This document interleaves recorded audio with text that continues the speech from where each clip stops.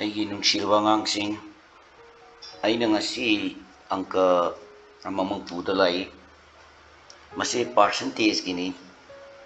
2019ꯗ ꯍꯪꯈꯤꯕ ꯀꯣꯏꯁꯟꯅꯤ, SSC GDE. But ꯁꯤꯒꯤ ꯀꯣꯏꯁꯟꯁꯤ ꯀꯩꯗꯧꯒꯦꯕꯨ ꯆꯍꯤꯁꯤꯃꯛꯇꯗ ꯆꯞ ꯃꯥꯟꯅꯕ ꯗꯤꯖꯥꯏꯟꯗ ꯍꯪꯕ꯫ ꯁꯤꯁꯤꯅ ꯅꯣꯔꯃꯦꯜ ꯑꯣꯏꯅ ꯏꯔꯒ ꯄꯤ, ꯑꯇꯣꯞꯄꯗꯨꯅ ꯗꯥꯏꯒ꯭ꯔꯥꯝ ꯌꯦꯛꯑꯒ ꯍꯣꯠꯂꯤ꯫ ꯑꯩ ꯑꯅꯤꯃꯛ ꯍꯣꯠꯀꯦ,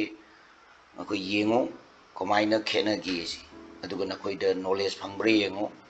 ꯅꯣꯂꯦꯖ ꯐꯪꯕ ꯇꯥꯔꯒꯗꯤ ꯂꯥꯏꯛ ꯇꯧꯔꯝꯃꯣ, ꯁꯕꯁꯀ꯭ꯔꯥꯏꯕꯔ ꯇꯧꯔꯝꯃꯣ, ꯀꯃꯦꯟ ꯄꯤꯔꯝꯃꯣ꯫ ꯑꯗꯨ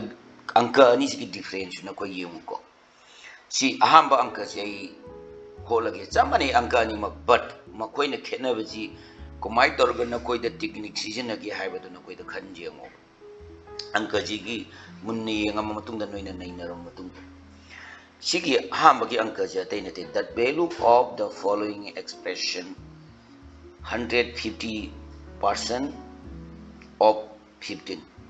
plus 75% of the 75 is 150% of the 15 plus 75% of 75 सिगी answer से क्या तागी न हाई बनी।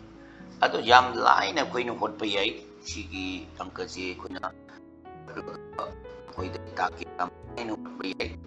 आम कोई केनवान होट लचे इदु को न तो जुमे हे पे खाता तुम नहीं न पाम मोंग दा अथु द तुम होलु आई आम बता 100 के को 100 कोई 150 यान होट चे अदु दुंगा केनो होट चे 750 की मु 75 की मु होट चे। So now हम 150%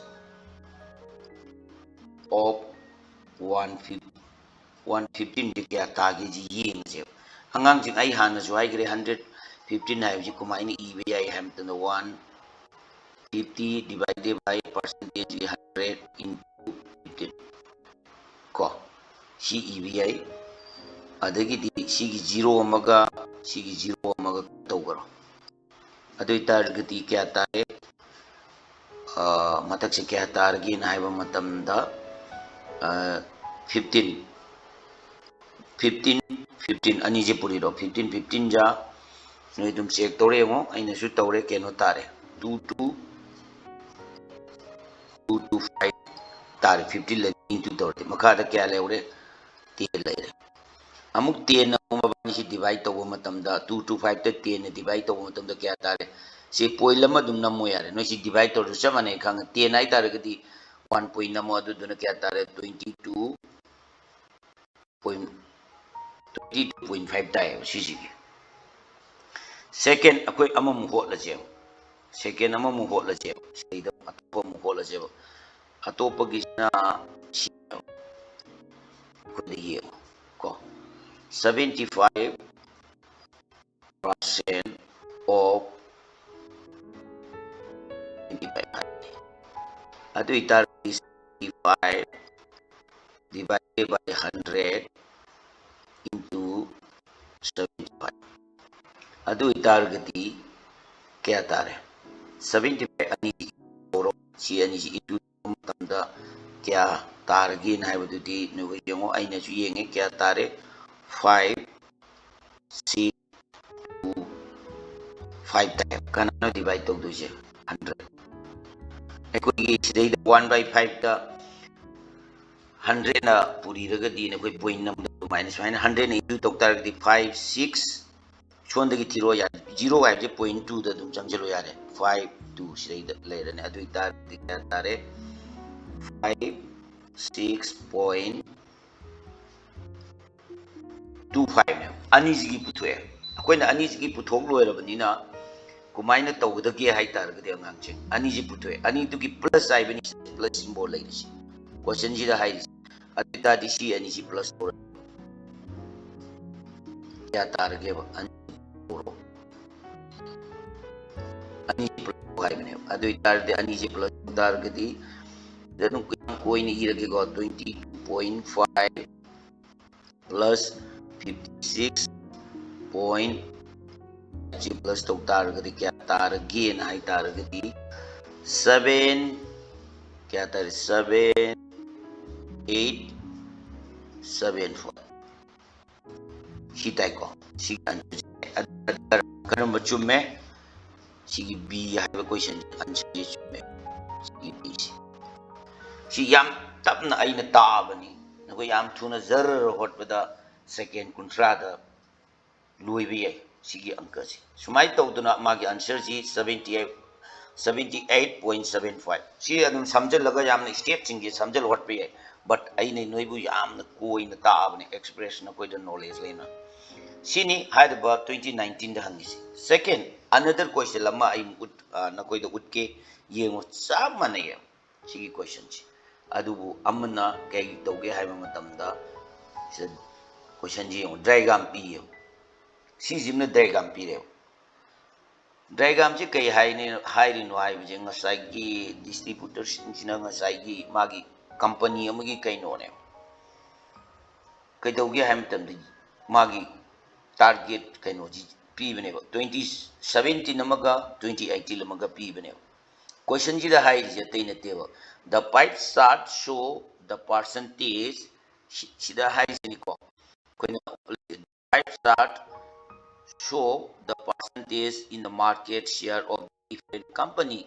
in the market of the year 2017 and 2018 shi dum no yengo sa piri ba 2017 ji company kai pire sai de idagina f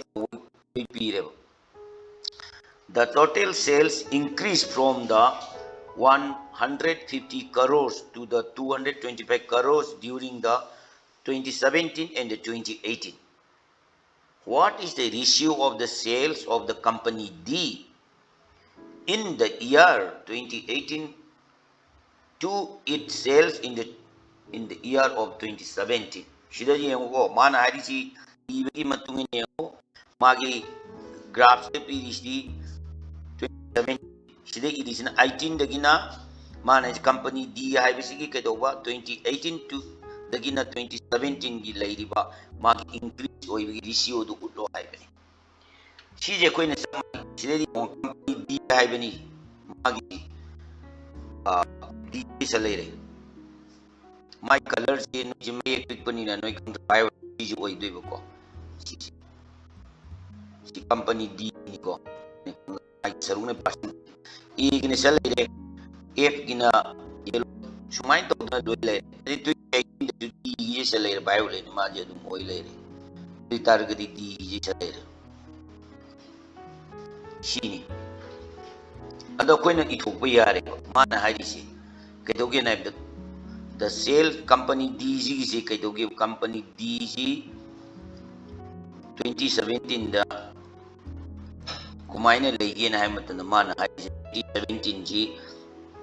sigi matungina 150 crore sai ne adu dai percentage kya no sida piri se 30% sai ne 30% okay no during the company the total sales increase hai adu tari 2017 da kya no ai matam da 150 crore sai ne yari moina wahiduna dum shembi wani crore sai adu targadi masai matak mamangi angka da ina sadoki bido dumaina si kumaina ibe ya na ai matam da 30 divided by 100 into 150 si le 150 le adu targeti ni into toro kya target ni si ni into toro 130 ne into okay fine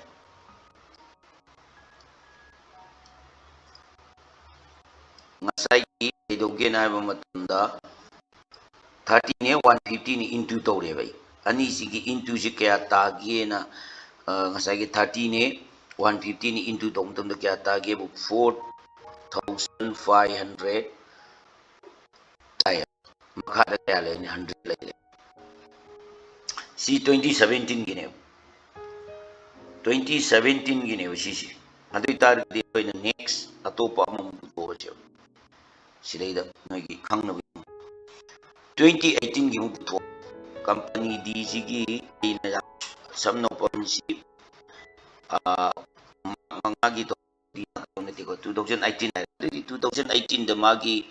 company D G bowel colour से के नाय मतमदा 27% ने मा पीर अदु इतारगे दुमाइना अतै दी तो सिदगी सी बुगे कोई लौरुरन सी कनरो consider तोरो सी consider Bumi accept dia itu ke kuai ni. Aduh tadi 27%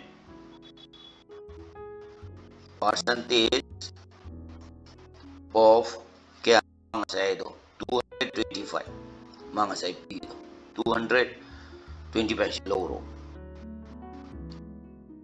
At target ako ni ito ni 100 into 5.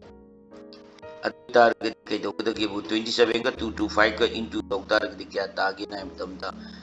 605 tayo division eno correction again to aduga magi ngasagi 100 to dilay anyway masai 2017 ka 2018 ka puto e next kumain to kada gina mo to mana ngasai hairo second question da what is the ratio of the sales company D in the year 2018 to its sales in the year of 2017 magi ratio puto haire ani siya to 20 ngasai ani ji puto hai bane adoi targadi kedo kebu magi puto hai targadi aista sum madum hotarage na koi jengo si madum thamgro ko tham matung da hotarage yengo kedo ge na haiba matamda 20 kano 2018 2017 gi ratio hai bane twin gi ratio adoi targadi na koi da indum haigadaudi 2017 da leiriba value se kano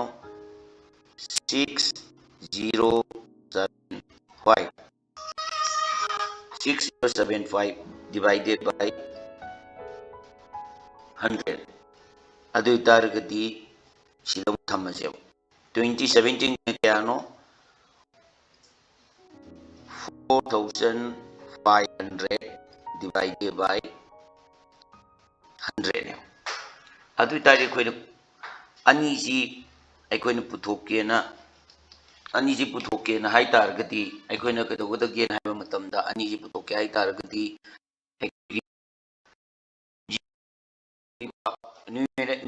numerator leiri koi gi numerator da leiri bachi matak to ongkhat ke hai targati matak to ongkhat ke hai targati matak to ongkhat ke na koina hai targati kumaina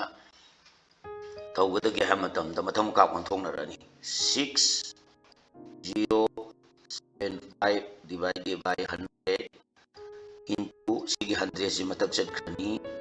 na koi yam point bola bani ko 4500 lerani adi 100 se kat tawgaro si kat tawre dui ta di le hog du je kana kana no 6075 divided by 45 kaidoge na matam da 00 ne shdeida ai hanadi loi yengo loire noi ju yengo kaidoge da gebu koina masing ai color ama mu change doge ko na koi da line bu da makta u buta angang ching ai koina ai mu color change doge si gi tawba matam da kaidoge bu kamal lawro ani gi maya da kamal law ja ba ji yeng ba ji kaya na kamal law ya ga am tam 225 na kamal law ina sida du divide toro sida du divide toro adu target kaya thumge na ba matam da matak kat tore matak na kaya lae 27 makha na kat tore kya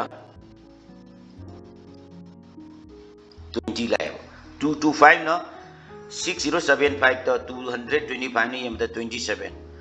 4500 ta 225 ni divide to the 20 adu target the lim moina tiano 27 by 20 haire 27 20 adu di ratio da thamwai target di 27 ratio 20 ने सिनी अंगांगसिंग ngasai tariba phone je kaidoge na matam da yam sang na hotpa manbani adubu na koi di step sing ji khangna bagi damakta aina koi thoga yam slow da ina takbani si kana gumbam di minute am phadana dum loi gi bi yai chaklaw na hotpa matam da 2070 puthoni 2018 puthoni mabani gi ratio puthoka na hola kanda 27 ratio 20 amni divided form da tambaya de mana ratio na palam ne ratio form da tamgadabni kainguma ngang jing aina holiba angka sina light na koi da knowledge phangoi tadi like tor mu subscriber tor mu comment piramu mathangi video mu ngaidra yengu tawuda angka ani si comparison ji yengu amana normal da ira pibani aduga sisina diagram da pibani but angka ani ki khoti samanai mathangi angka mamu ngaiduna leiramu